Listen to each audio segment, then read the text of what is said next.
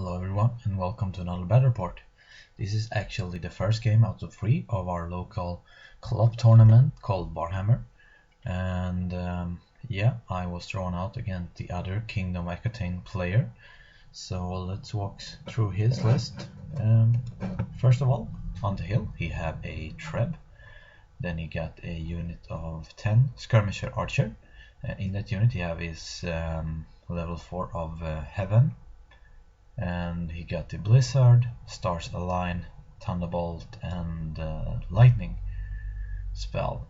He also got the Horn that makes you unable to fly one turn. Then he got a level 2. No, it must have been level 1, I think, with Path of Wilderness, and the signature spell and a scroll on her. 10 archer skirmish are protecting them. Then he got his Duke General. He got a 1-up reroll, a Blessed Sword, Heroic Lethal Blow, and 2-up ward against fire. He have a unit of 10 realm with command and standard of discipline. And he got a BSB with quest, 1-up save on him, and a Paladin, D3 extra charge, and he got the Grail upgrade. Then he got another Treb, then a unit of 50-ish Peasant Levy with Musician and Banner, and they got Halberds. In that unit he got a Reliquary, which I found out was very good actually. I will probably try that one out soon. A unit of 3 Peg Knights with Barding and Devastating Charge, a unit of 6 Grey Knights. I think they got full command, maybe not a banner, and he got the Fierce Sword on his champion, and 2 units of 5 Vanguarded up Yeomen. Well done, let's carry on with my list. The problem with this field is it's very open, nothing to hide behind actually. I actually took this side because they have a lot of fields, so if he would move up closer to me, he would have to run through a lot of fields and hopefully take some dangerous terrain tests. But I got hiding behind the tent. Only one of his trap can actually see my general. It couldn't be better, unfortunately. I actually got the same build as him, 1-up save. Didn't got the 2-up against ward, but reroll save. Heroic Lethal Blow, Blessed Sword, and I actually got the Grail Oath on him to give him 1-up weapon skill and 5-up ward, because unlike him I took the Queen's Blessing instead of the what's the other one called, King's Blessing. So I got ward against armor piercing from a recommendation from one of my viewers, and he got the other blessing. Then I got 2 Castellans, a unit of 12 Crusader with command group, and my BSB next to them. He got a 1-up, 2-up against fire, and he also got the Blessed Grip, so half the wounds against him if they are causing D3 or multiple wounds. Then I got a unit of 10 Skirmisher Archer, and with that I got my level 2. Since he got 3 spells, he of course had his Tomb of Arcane Lore, and for his spell I got the Luminous Bolt, I got the Guiding Hands, and the Blessing. And in front of them I got a unit of 3 Peg Knights, Skirmish, Barding, Devastating Charge, Musician, and a Champion. Well, here's my other flank. In the bottom of this picture I got 10 Skirmisher Archers, and I got my level 2 in there, Path of White. She got a scroll and the spell Phoenix Rises, probably one of my favorite spell from the Path of White actually, and the Hidden Path spell. I then got a unit of 3 Peg Knights, Barding, Skirmisher, Devastating Charge, Musician, and Champion.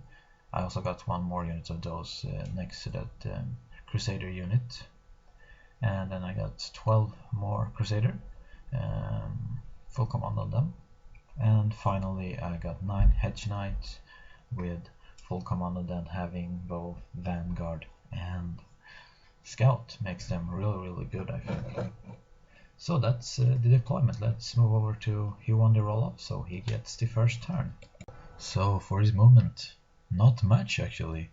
He moves his fast cav a bit. He pushes one of them in front of my peg knights, my archer bunker, and pretty much stay back with almost everything else actually.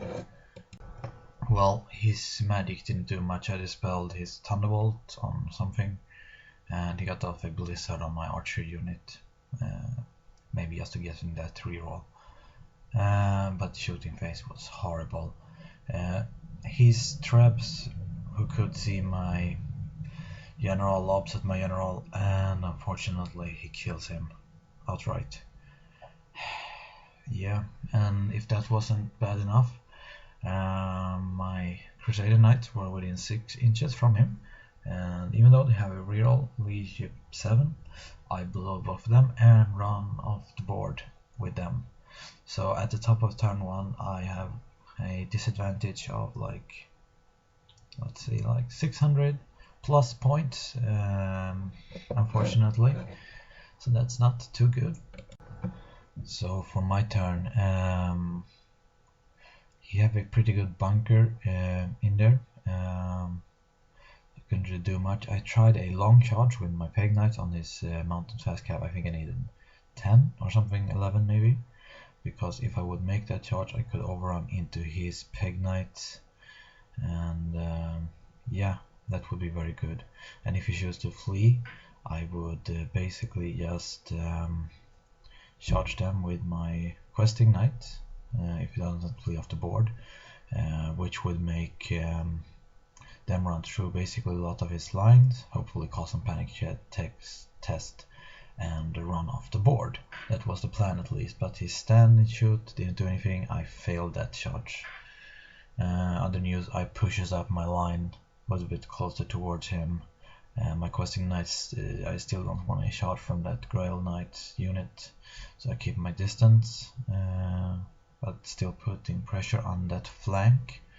I take one of my peg knights and move them in front of his fast cap. If you want to charge, fine by me. I think I will win that even though he got the strength 4. And that's basically it for my movement phase. In my magic phase, I did get off the luminous bolts on his peg knights, the boosted version, so I put 3 wounds onto them, which was very much appreciated. So over to Kingdom of Aquitaine, my opponent's turn 2. First of all, he failed his march test with this yeoman, but he was still able to just move them out of the arc of my peg knights anyway. Well, in his corner over here, he reforms his, he moves up his levy a bit. He turned his peg knights and put his general in front of his trebuchet, and that's basically his movement. Well, his magic didn't do anything, I don't think so. Shooting phase, one of his treads landed on my hedge knights, killing 1 or 2 of them, but that's it actually. So over to my turn. Yeah, I realized his general was out of range of his big levy unit. I realized I have to chance, because it's a short tournament of only 3 games. I have to try to score some point. So I realized they were without his bubble, so they weren't too good of a leadership. Only 8, even though he got reroll. I think it's worth taking a chance of trying to break them, and if I would break them, that would cause a lot of problem for him. Hopefully I can get some good boost on it. I tried to charge him with my Crusader's Knights as well, but that one failed. I didn't charge with my BSB, because then if he sticks, he could have flank charge my BSB with his Knights of Realm unit, and that wouldn't be good at all. So that's basically what I did for my movement phase. You can also see I moved my peg knights in front of his fast cap to stop them from hunting my bunker, and pushes up my other bunker to be able to be in range to cast some good spell at him.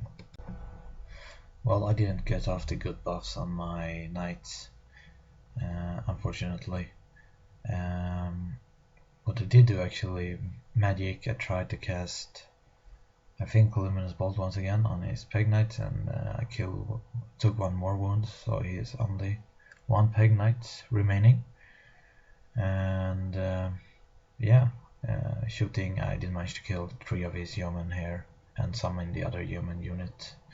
Combat, I won this combat round. He did 1 wound to me, but he sticked, unfortunately. That's a bit of a problem.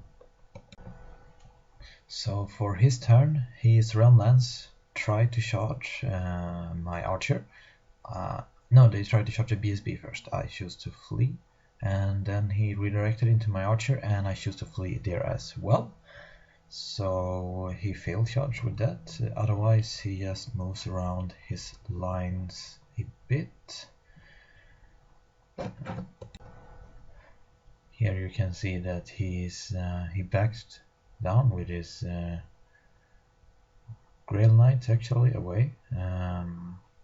He changed places with his Peg Knights and his General, but otherwise not much actually. So yeah, that was all he did for movement, and he pretty much stayed in that same corner all of the whole game, just lobbing stones at me.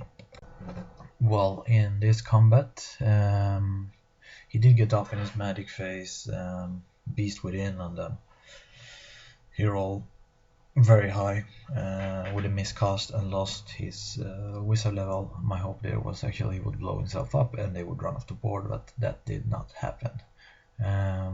So they get +1 strength, and he win that combat, not by too much actually. And yeah, we keep Ice Stick, well, he shipped like 6 or 5 or something like that. It was kind of low, but I did make it. So over to my turn 3. So what I do in this turn, since it's my turn, I don't want his levies to chase my Peg Knights and be able to charge my Crusader Knights next turn. So I throw one of my Castellan in front, back, or behind my Peg Knights to stop him from overrunning into them. Other news, I rally with both my Archer and my BSB, and yeah, that's basically my movement. As you can see, his one remaining fast cav actually, I think from Bowfire, failed a panic check and run away. So he is pretty much out of the game. Well, Medic didn't do much. You can see here I use one of my Castellan to actually run through his line, find the perfect spot there so I can get through and hopefully charge his Treb next turn.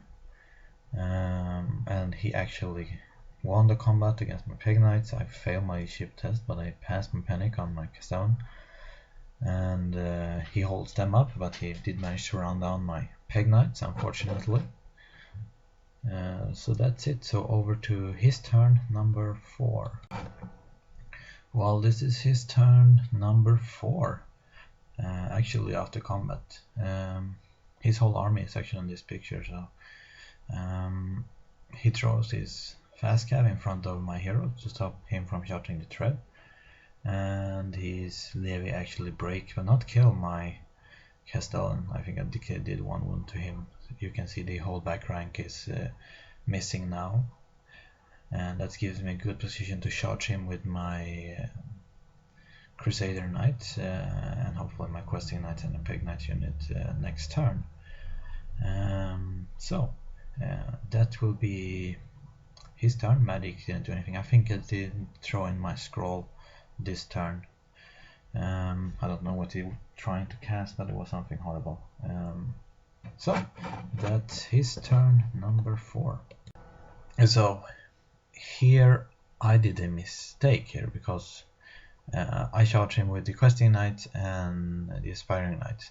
My thinking here was my Peg Knight would be in the flank, and then he could potentially flank charge me with his Realm Knight. so I didn't charge for them. My plan was all along to send my Aspiring Knights directly in the middle of his unit to throw every single attack on his Grail Reliquary to kill that thing, and then he wouldn't be stubborn, only steadfast, and I will hopefully break that too. But what I missed in the rule was actually that you have to be in contact with as many models as possible. So that's made me, I only was able to get 1 rank into his Great Reliquary, not Great Reliquary, Sacred Reliquary in total, unfortunately. So that sucked, but I didn't realize it until after I have charged with all of my units and I start move them and push them in the middle, and then my opponent say, oh no, you cannot do that, you have to put them as many models into combat as possible, and then I just, oh fuck. But anyway, I throw my skirmisher archer in front of behind the hedge there to stop his realm lance from doing anything more harmful. I take my damsel out of that unit. I will just 6 dice, 5 dice now. Luminous bolt on his 1 remaining Peg Knight, hopefully killing that. Other news, I move my other skirmisher bunker to shoot at his 1 remaining fast cav, and I take my BSB further behind my line to keep him safe. So that's it for my movement phase. Magic, I did get off the bolt on his Peg Knight and managed to kill it, but he passes all of his panic check.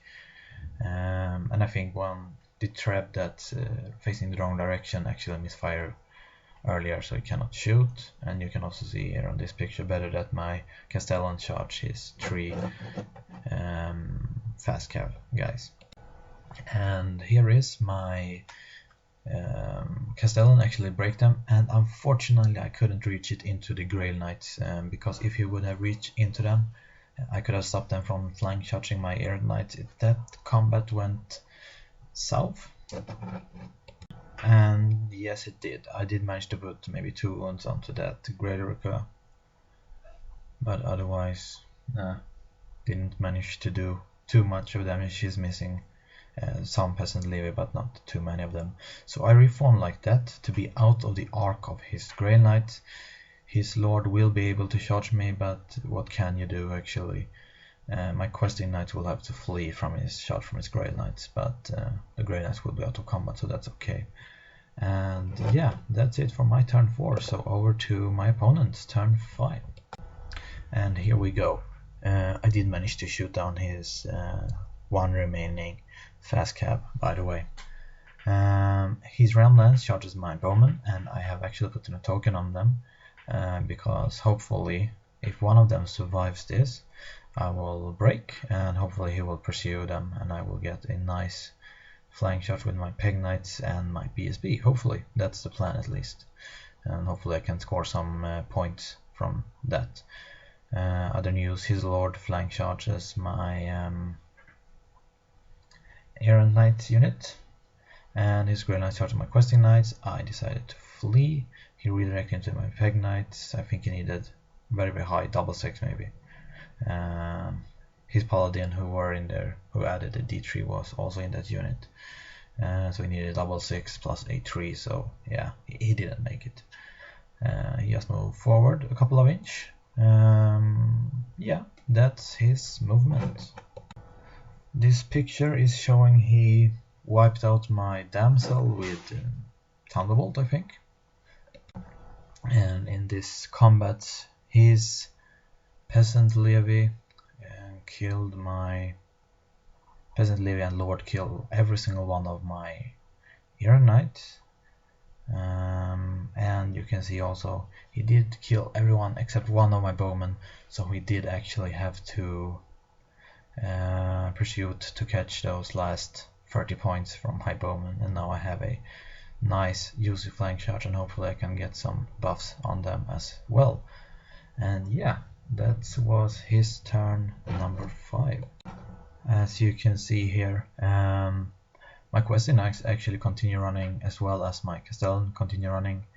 I did pop out my damsel from that unit so miscons wouldn't panic the peasant off the board, and I chance and throw all of my peg knights and my BSB into that unit. My lone castellan reformed to face off his treb, and hopefully he will be able to kill that next turn if he will be able to survive.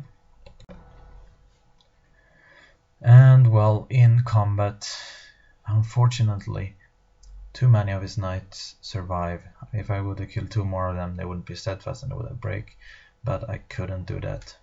So unfortunately, I win this combat, but he sticks on the leadership 9 reroll. My BSB is in the challenge with his BSB. He the one went to me. I did nothing to him, and yeah, that was my turn number 5. And well, for his turn number 6, he failed the charge with his lord and his peasant lever units into the flank of my peg knights, thankfully. And yeah, that's basically, we were a little bit of stress in time, so that's basically all he did in his movement phase. Well, in his medic phase, he did get off a thunderbolt onto my castellan, killing that, and I stopped all of his buffs onto his realm lands. So this is how the board looks when the game ended. He killed my BSB in a challenge with his BSB, and my peg knights broke, and he ran them down, so he got 4 points for them. Unfortunately for me, he was 10 guys around, and there's 2-1 remaining, so I didn't get a single point from that unit, unfortunately. That's harsh. Or wait, there are 3 of them left, so it wasn't even close. Anyway, it was a big win for my opponent. I took 300 points of him, he took 11 of me, so it ended up being a 16-4 victory for my opponent, which is unfortunate, but I think when my general die and my knights run off the board, it's like 650 points down in the first turn.